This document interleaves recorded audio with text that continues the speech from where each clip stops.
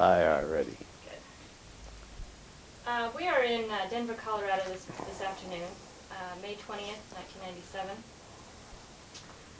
My name is Michelle Colvin. We are representing Abilene Christian University, the History Department, and we are here with this gentleman in front of me. Would you like to tell us your name? My name is Robert Burns. Robert, what battalion were you from? I was in the 495th Armored Field Artillery Battalion. Let's just start with some basic questions, beginning with your home life in the 20s and 30s. What do you remember of your father? My father died when I was 2 years old. So you don't remember much? No, but my mother then married his brother. She had 2 children by my father, and she had 2 children by my father's brother. So you probably looked a lot alike. I suppose so. We were treated equally, which was good. How did you go through the Depression? Was it a real difficult time? Or? Like everybody else. Everybody had a difficult time. I don't think they picked on any of us. But as far as money and so forth, my father was an attorney. He'd get paid in chickens or whatever a farmer would have when there was no cash. Yeah. What field of law did he practice? Pretty much all. He was either an attorney or a lawyer or a district attorney. It's a small town in South Dakota. That's my next question. What education did you have before the war? High school, went to Northern State Teachers College and became a teacher. And when I got out of the service, I did some graduate work to be an administrator. Have a total of 6 years in the teaching field, and the last 4 as a principal also. Principal over what type of school? 12 grades. It's got to be a challenge. Pardon? That's got to be a challenge. Well, the first one I was in for 3 years, 50% of my kids were from a broken home.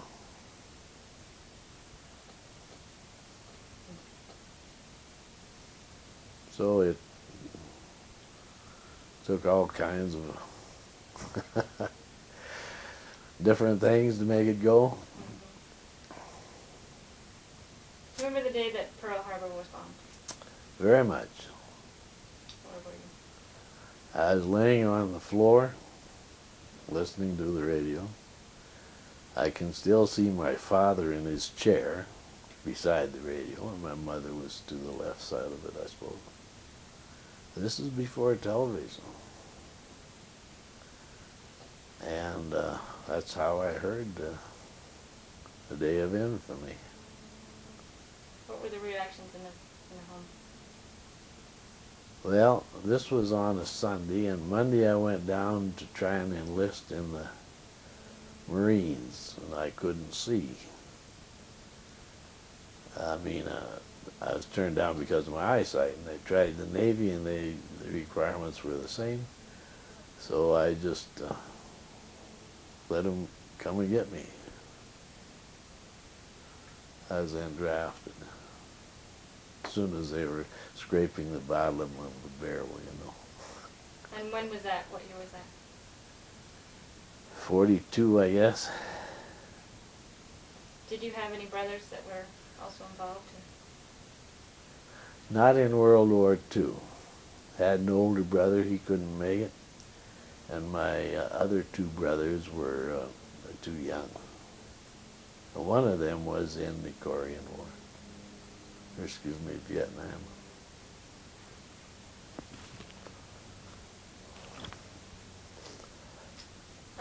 So you entered in the Army. How old were you? I don't know, 42, I'd been 22. 22. Jeez, money. I have that information here, anticipating your question. Oh, good.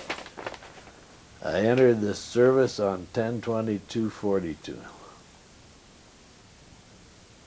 And what was the feeling in the draft office? Do you remember that day? Oh, everybody was gung-ho back then. I feel very sorry for the kids in Vietnam, you know. They didn't get the recognition that we did, but heavens, everybody was ready to go when I was back for World War II.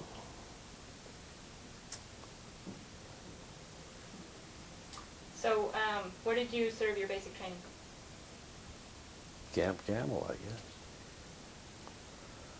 And how long was that? Beats me. Went in Fort Snelling, and they found out I could run a typewriter, so I could have stayed there. But I figured I'd take my chances and see what happened. And I think I was in the first group to join the 12th Armored Division. I think that was in Camp Camel. Yeah. And I learned the cannoneer's hop very good. I became accomplished, which was jumping on a self-propelled tank with a 405 howitzer on it.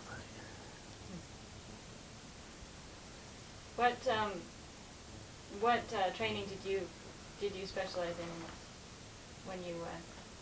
I let them go where they sent me. And where was that?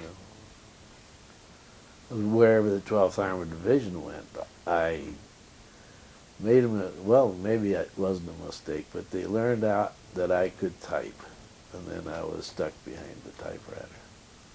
So your job in your unit was basically Battery in the clerk. office. But I had it very good. I was on the first name basis with the sergeant who was in charge of the kitchen, and I would meet Captain Adair in the pantry there, and I would be eating pie, and he would come in and have some. Didn't raise hell a bit. Had it not too bad. Do you remember your trip to Camp Barkley? No, I don't know. I really don't. It's I have a terrible memory. That's understandable. I play golf with a guy that can't see, one with can't hear, and I can't remember, but we get along pretty good.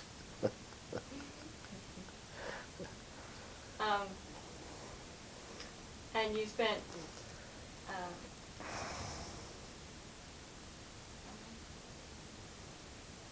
Do you feel that you had enough training at Camp Barkley to be prepared to go to war? I suppose so. I was just in the group, you know. I was a member of how many other people, and I was as well trained as they were, and probably no less.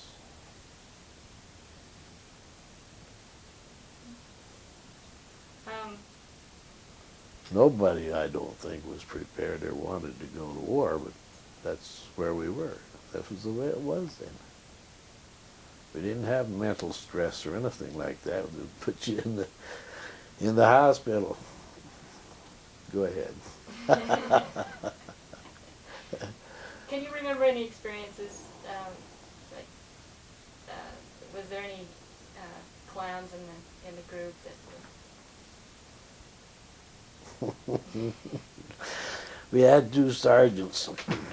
There was a lot of drinking then, but I remember they would, in the barracks, they would step back 20 or maybe the length, 3/4 of the length of the barracks, and have a race to see who could hit the wall the hardest.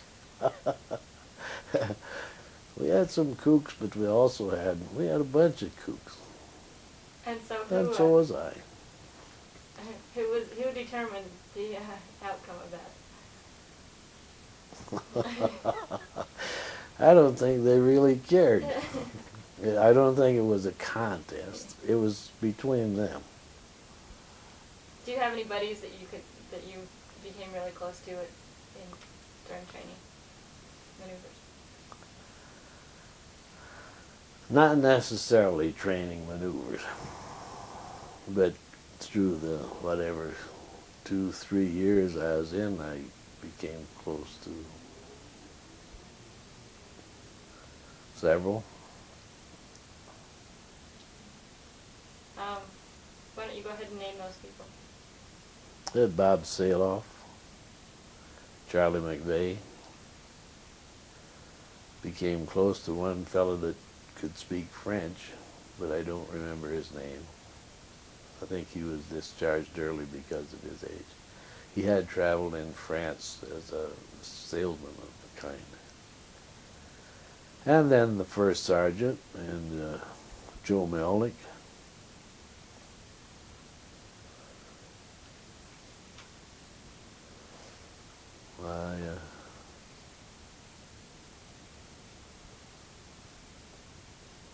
I don't remember.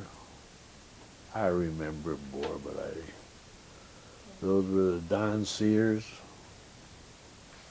They were generally battery clerks. Sergeant Lepley, Art and Amy. I still keep in contact with them. Art and Amy mails a Christmas letter out every year. It was very nice. What was your relationships with your sergeants? I had no problem with them. I had a rather cushy job, though. If I wasn't at headquarters, I was supposed to be in the battery. And I don't think they checked up on me because I could be up in the field house once in a while. Or the PX. Or anywhere that I wasn't supposed to be. I don't think that's a court-martial offense this late.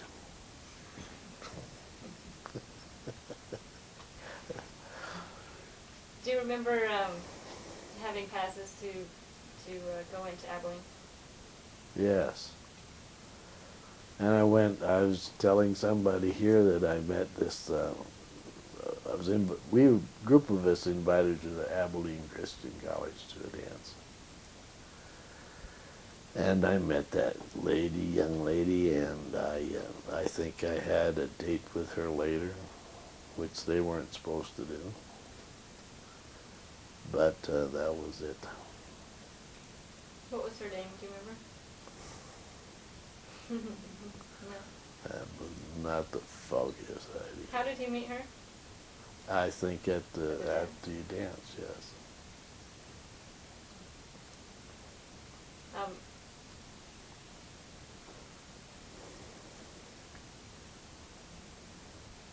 She was a very beautiful lady, and it was a dance formal where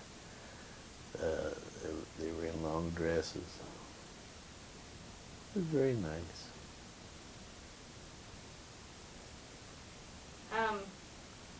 Change routes a little bit. Do you remember the Tennessee maneuvers? Yes, I was there. What was that like? Like everybody else endured, you know. I think I got a license to drive a tank. I don't know why. It's the only vehicle I could drive. Driven a car all my young life, but it was, you wouldn't select it, or it wouldn't be you'd rather be in the nice motel in Dallas, you know, with It was the way it was. Did you ever have conversations with the other soldiers as far as the tension factor, and was everybody just a little bit anxious to get over there? And Not to my knowledge. Once we got over there and were stuck in England for a while, let's get it over with, you know. But I don't think everybody was ready to go. We were over there for, let's move along with it. Move it along. what do you remember of the sailing over to Europe? It was ugly. I don't think I slept inside at all. I think I was outside smoking a cigarette or something. And it was cold. But you get stuck away in this corner somewhere. A lot of poker games going on, or dice mostly. But it's first time on the ocean. Was it what you expected, or? I had no idea what to expect. People were saying you're going to get seasick. Well, I was so close to seasick, but I never did get seasick.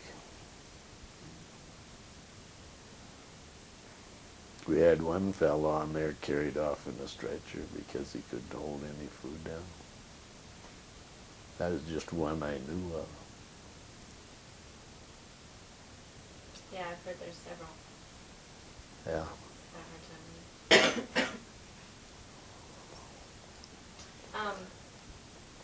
What do you remember of General Brewer? Did you have any association with Him and I didn't really communicate. I left those fellas alone. Did you ever hear the reason why for his relief? No.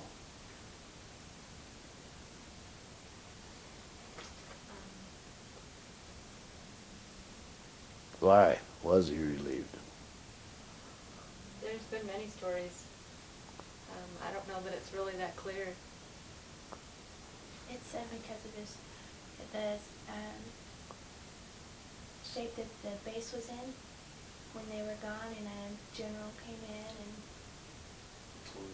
that's one of the rumors. That was at Camel, Barclay, or where? Barkley. Camp Barkley. Other people say he was just changed to a different command. And I got from another interview today that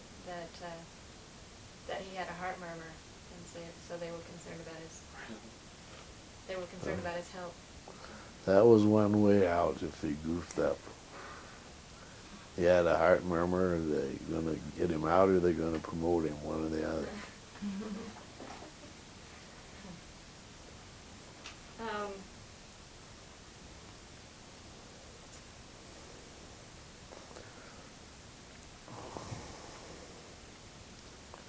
It's not that hard a question. Well, you're kind of an unusual case here, so it's a little different. That's not an insult. Does she get promoted or fired? Depends on how bad her murmur is. Yeah. You took a train to Camp Shanks in New York. That's what I understand. We did. And I have no idea what states we went through. And I always wondered about that. Because I've been in most of the states in the Union. I understand that they went in all different directions. That's possible.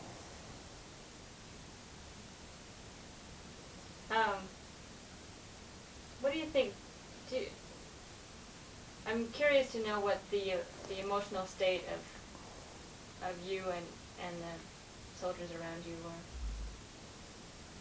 Did they have, a difficult time in any way, or did they show their emotions at all? When? You on the during train training. or? No, yeah. Hmm. Showed the emotions. Adair's Jeep driver, that's Captain Adair, battery commander. Jeep driver slept with a knife under his pillow, and I was sleeping next to him. That concerned me a little, but nothing came of it. I think I read his letters for him that he would get from home, and I helped him write them,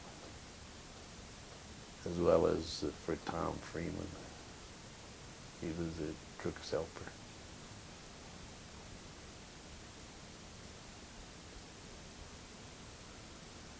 What was the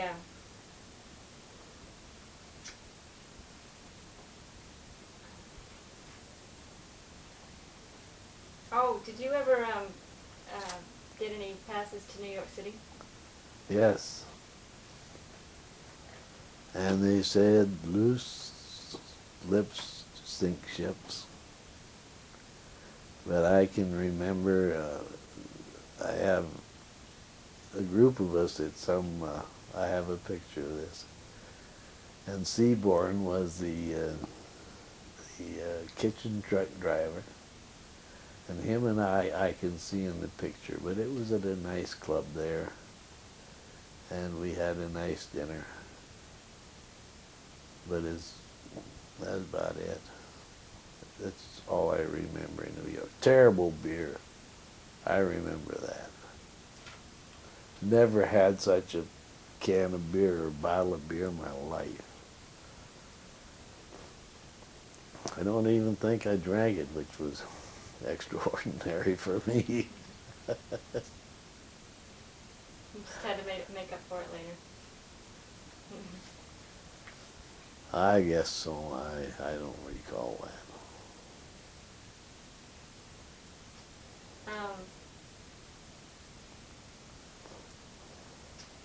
When you arrived in England, you stayed in Tidworth Barracks? I don't know. We were all together, I think. Wherever that was. All I did was follow.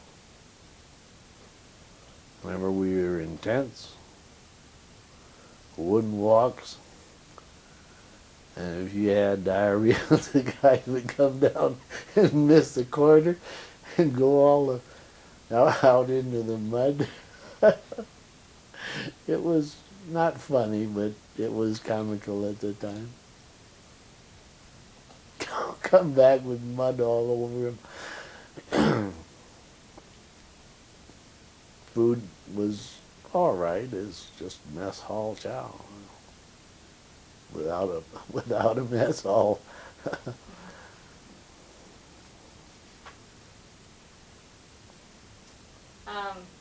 It was always raining. It was never comfortable. But this is not why we were there.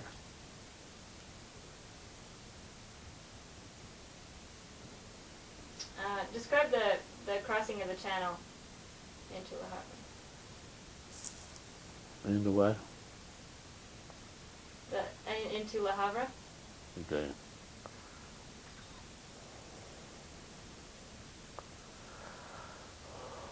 Oh, it was choppy, I suppose. I don't recall really anything. I remember the condition of the town where we landed. It was just all blown up.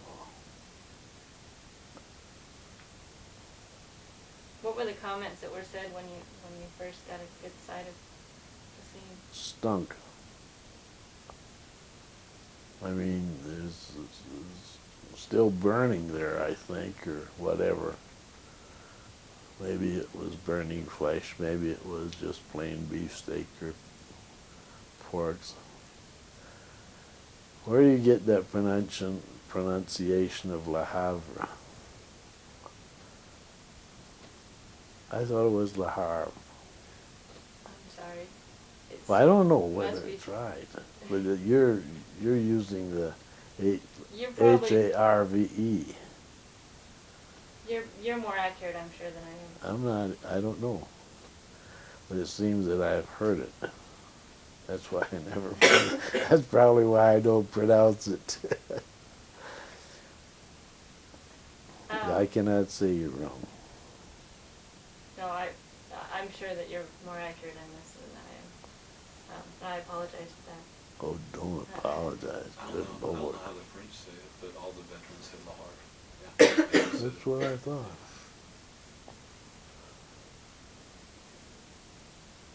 You're forgiven. And I'm forgiven too.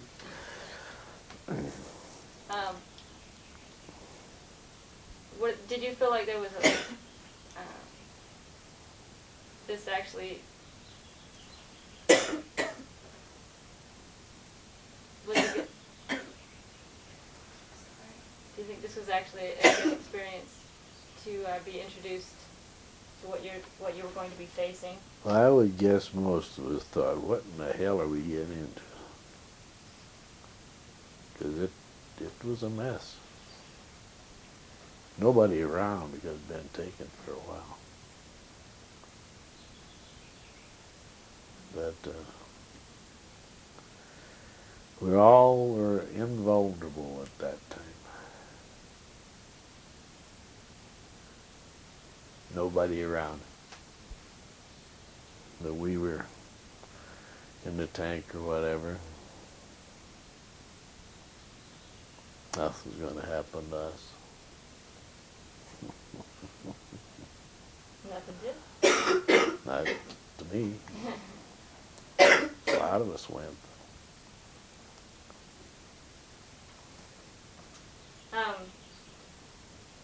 What do you remember next? Well, I remember we were in the back of a truck, and most of us guys there may have been 6, 7, or 8 of us with our paper stuff, and we were strafed. So this is, I think, going into battle. I don't think we've been committed yet. And we were hit. And all I can remember is the teeth of one guy going into the floor of the truck. And he'd been hit. Because most of us had our own teeth at that time. We weren't going to surrender them easily. That I remember. That was introduction. How did you handle that? I mean, emotionally. That was the way it was. You know, I don't think anybody needed a bunch of shrinks at that time. I mean, we didn't even know of them. Think of all the people pulling down this kind of cash for complicating other people's lives.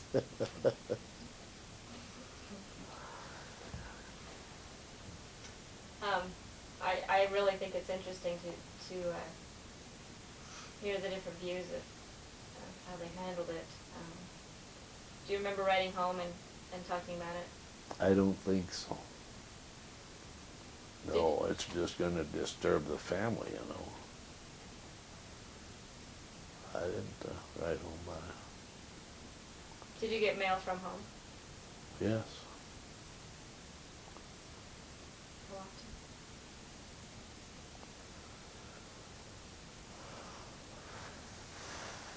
Well, I don't know. There's a girl wrote me and my mother wrote me, but you didn't get it delivered to you regularly, so you may have gotten several at a time, and how often you don't know. I don't remember. Do you think it helped your morale or hindered it? Helped my morale. Would it have helped it a hell of a lot more if somebody working the post hadn't taken a bottle of booze out of the loaf of bread that my mother had mailed me. That's the way it was. It happened. Did that occur often? It only occurred to me one time. It was never sent anymore. Did you hear the stories of other?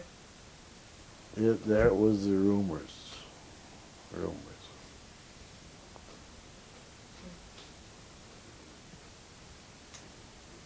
Um, can you tell us anything more about your first experience in combat? Well, I don't think we were in combat when we were in the truck. I don't think we'd been committed to action. But I remember we were stuck out in the woods somewhere, and you see some mountains around both sides, and you would see lights shining, which were probably stars through the trees that would intermittently show and disappear. And we were lined up in a row of tanks, and you didn't know what it was, really. You were hoping it was stars, but we didn't know anything about what was going on there. So, that's it. What did you have any relationships with the French civilians? Yes. What was that like? There were several children around there that we befriended. And Art Navy, who lives in Walla Walla, Washington, was in the 495th. He corresponded with them after he got home, and I understand for quite a few years. I remember one of the boys was Robert. And there were about 4 or 5 kids. You give them things, you know. They're nice kids. How did you get to know them? They're hanging around, I suppose. So we ask them what's their name and this, that, and the other thing. And then you got a bar of candy or something around, you know. Didn't give them cigarettes, but that's what they wanted for their sister. Nylons for, I got a sister at home. Candy bar, I have a sister at home. That's it. Do you remember? Did you ever go into their homes?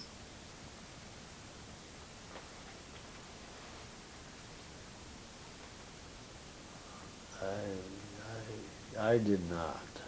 Art could have,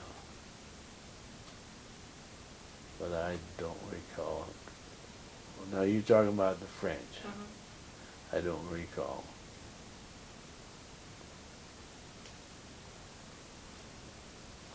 Oh, may I relate an incident that happened in England? Sure. Seoff and I met a couple ladies, and one of them invited us to their house. And we went out to their house. I forget how we got there. And we ate dinner.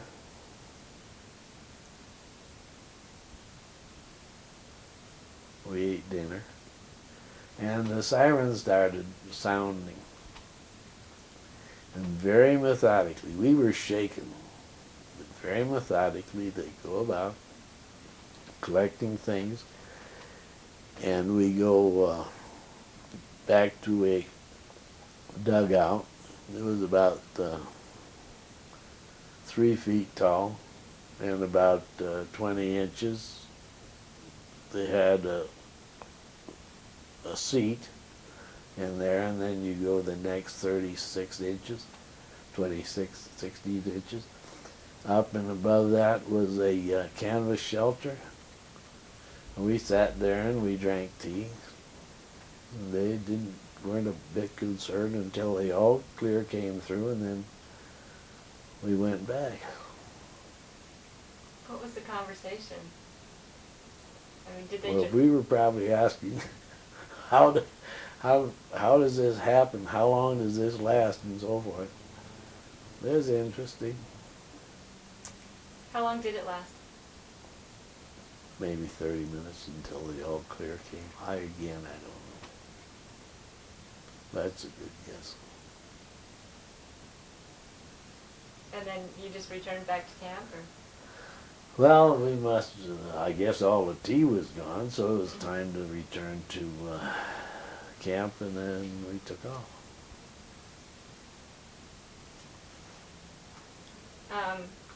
Can you describe your squad?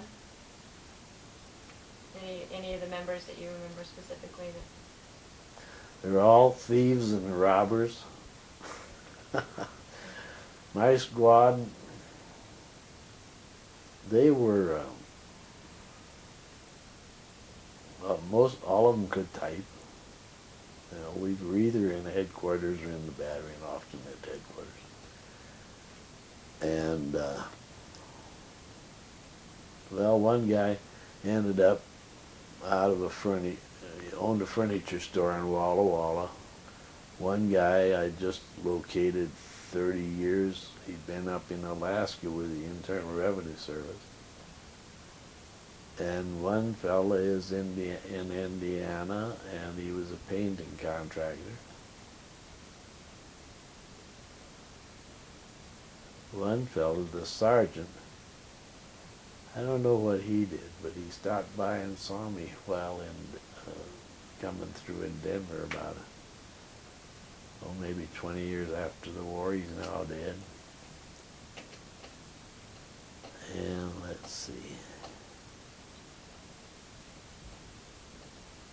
That's about it. What was your question? You answered it perfectly. Just Okay. getting to know your squad. Yeah, they were all They were literate. literate. They're all literate. So where were you usually located when they went into battle? Fortunately, about 2-3 miles behind behind them. I don't know why. We should have been shot, but they needed typists. What exactly did you accomplish? I mean, what would you do on a daily basis? Do you recall? I don't recall. You had to fix the payroll and get the pay out and do whatever. Sometimes you wrote letters for other people. Sometimes you read them. I really don't know what we did. Got up in the morning, went to bed at night, tired. Went to sleep at night. Sometimes in a barn on the floor or wherever, on the ground. Do you recall the Battle of Herlsheim? No. Yeah, I went back there and rented a car, but I could. Some of those guys probably knew where what was, but I didn't. So you didn't have a lot of involvement with the front line. As little as possible. Did you you mentioned earlier that you were licensed to drive the tank. Did you ever have that opportunity to run it? Were you ever asked, or? The necessity never arose. And those people were well trained and they knew what they were doing. They were good men.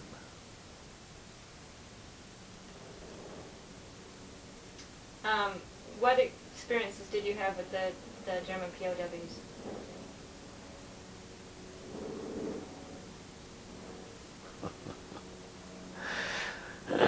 Well, you would see them coming through.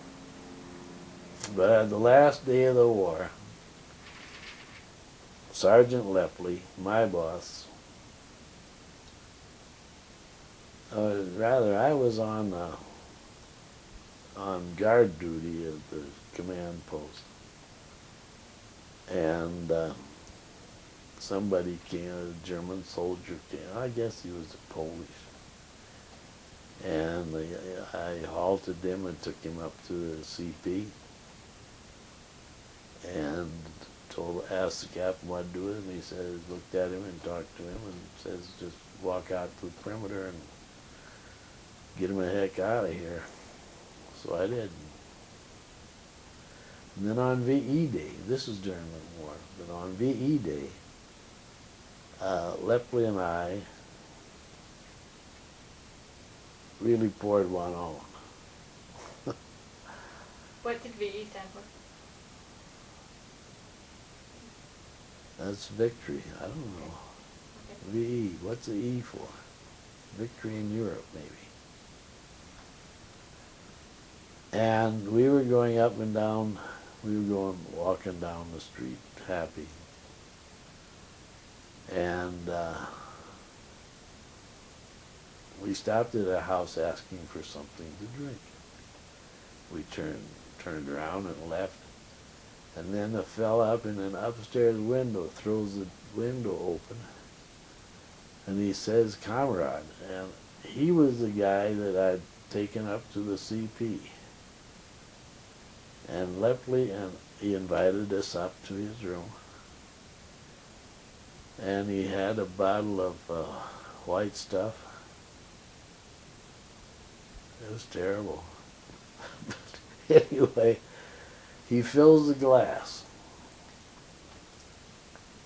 I think only the bad and the drunk survive the war, you know. And he filled it up with a glass, a regular water glass. I think it was White Lightning is what they called it. And I saw Lepley just pour it up and drink it down like water. Well, if he could do it, I could do it.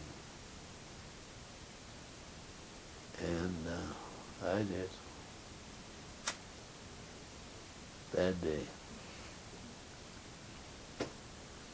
Don't remember much more of that day than that.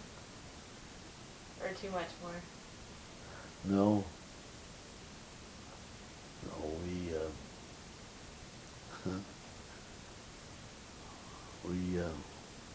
were in bad shape.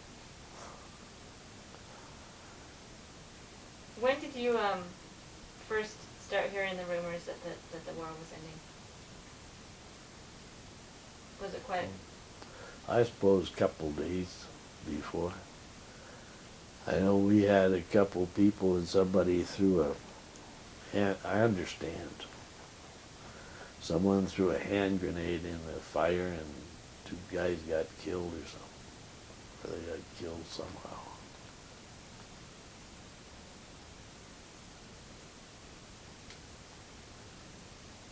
I don't know, maybe it was that day that we took off. Tried to keep everything secret, I guess. Well, you know what was happening when the POWs are walking back, just get out of the way. 'Cause we had too many of them, we couldn't do anything with them.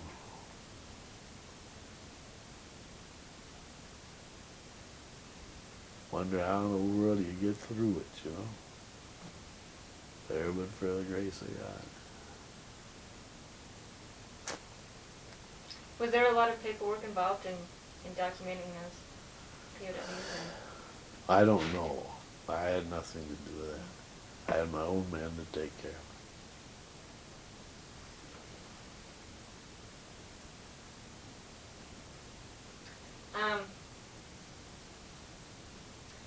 Did you have any experience with the liberation of the death camps? No. Fortunately. Did you ever get near them? Well, no.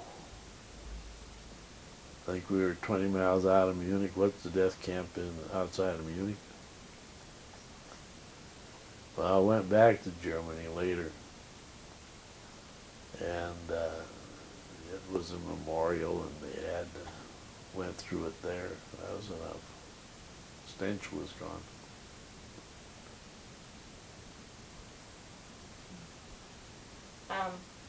What involvement did you have with the German civilians?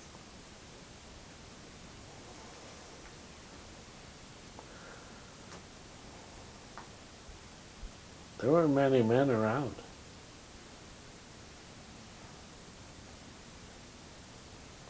I was involved. I enjoyed. We had a big, I think we liberated a couple of geese. We were in this house. And we were going to have a goose dinner. Lepley was going to cook. He's our boss. And we plucked the geese.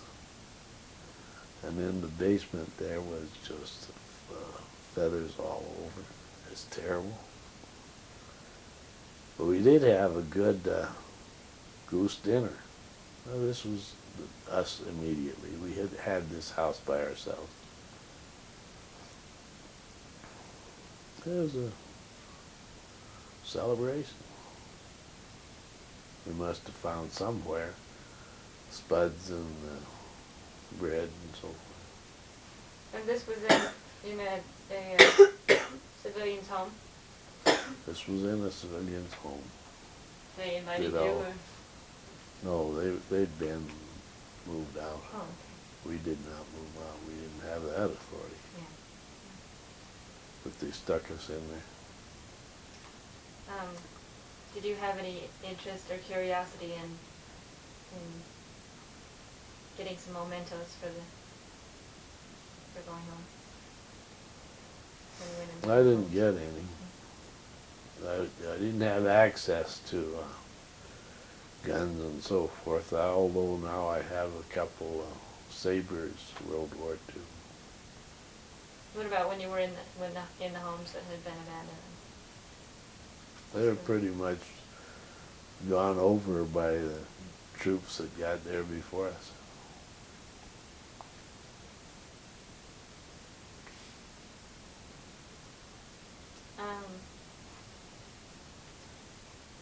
Maybe you can explain once the war ended, what were your duties after that? Well, I had an opportunity to go to St. Andrews University in Scotland, in Edinburgh, Scotland.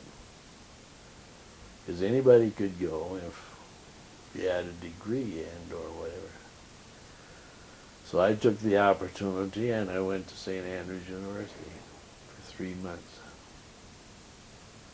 I went to school 1 week. And I had a Class A travel warrant and I traveled around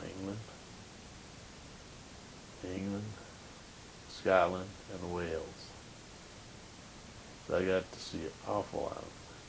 Could not get over to Ireland because they had fresh eggs there. And had a fine time. Were there companions with you, or No. was it something that you chose? There's quite a few Americans there. But it was, I have an interesting thing to relate, if I may. Sure. There was a young Scottish boy that we became friendly with. He was just starting university, as he called it. And after I got back, we communicated for a while. And then evidently I got busy and I didn't respond to his letters, but I saved them. Because later I figured when I had time, well, I couldn't find them. And about 3-4 months ago, I found them, and I wrote them to the last address I had in Scotland.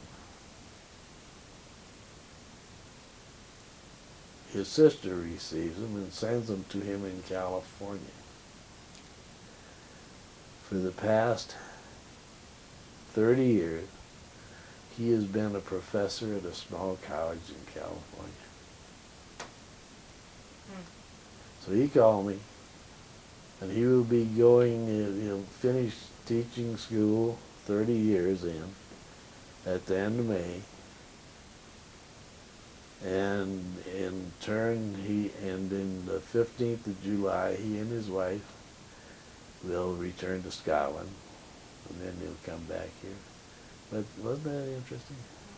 What was he specialized in teaching?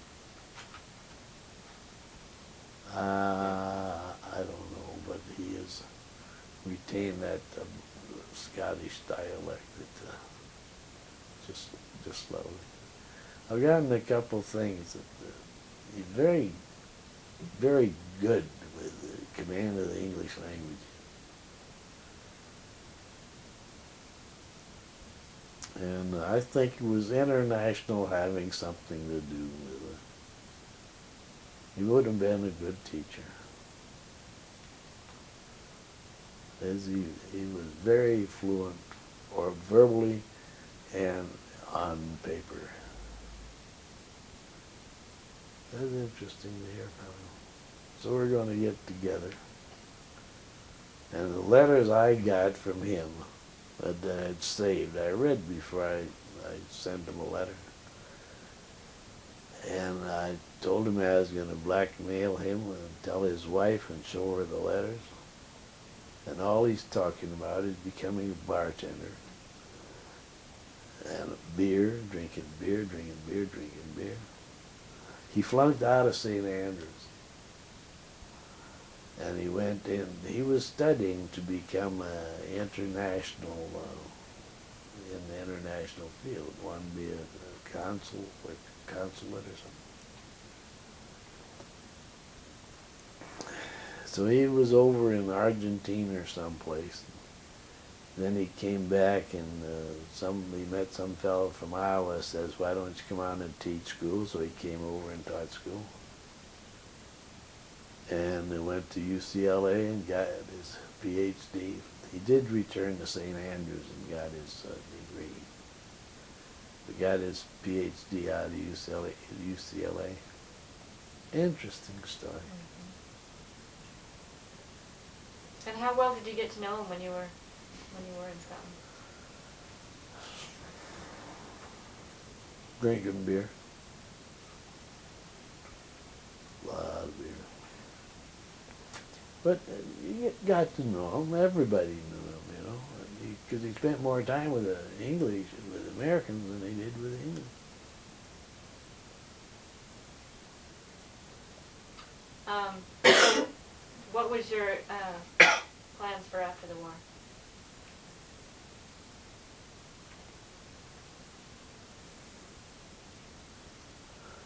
Get a job, I suppose. Was marriage something you wanted to No. get right into? No, I didn't have any money. Didn't have anything. Didn't have a job. So I was not interested in girls, yes. Job, no. I mean, girls' marriage, no. Where did you meet your wife?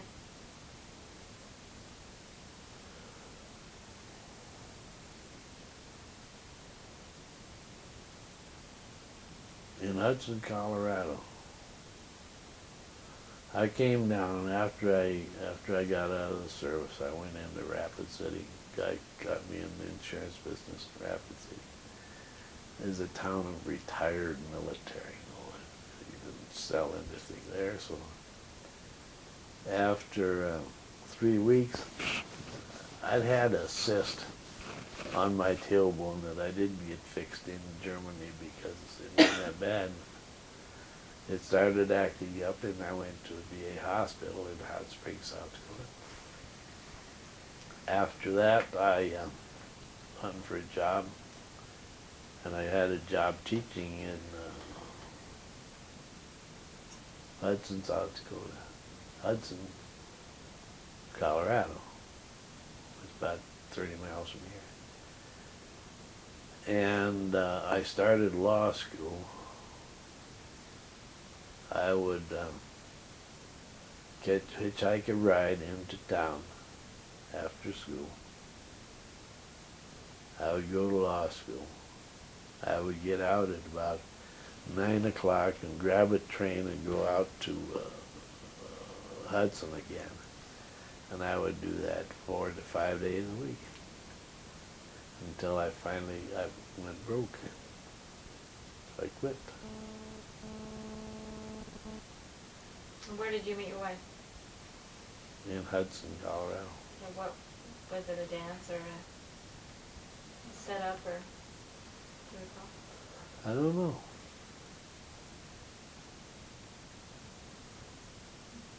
I don't know.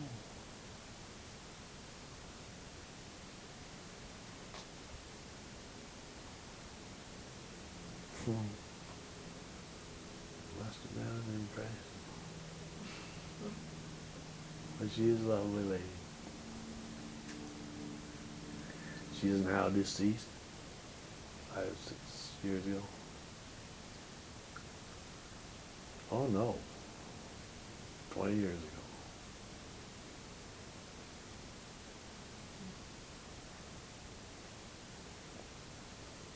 Well, thank you very much. I appreciated this opportunity. Did either of you have any questions for him? Can't think of anything. Did you have any experience with Battle of Colmar? What's that? The Colmar pocket, when a lot of the 12th Armored guys got Yeah, transferred. I was personally, individually, no. You know, I knew we were there, and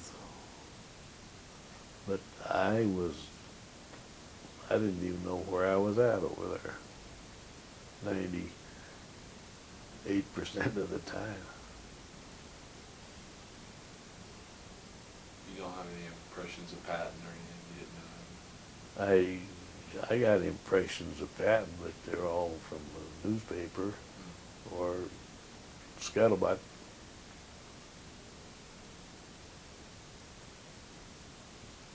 What was the general feeling in your camp, do you recall? Well, he was a great soldier, but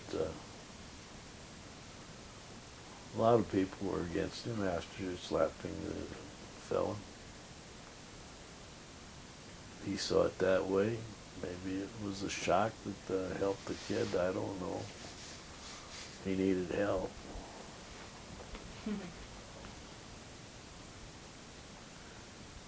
Okay, well, we really appreciate you spending the time with us this afternoon. Well, this is interesting.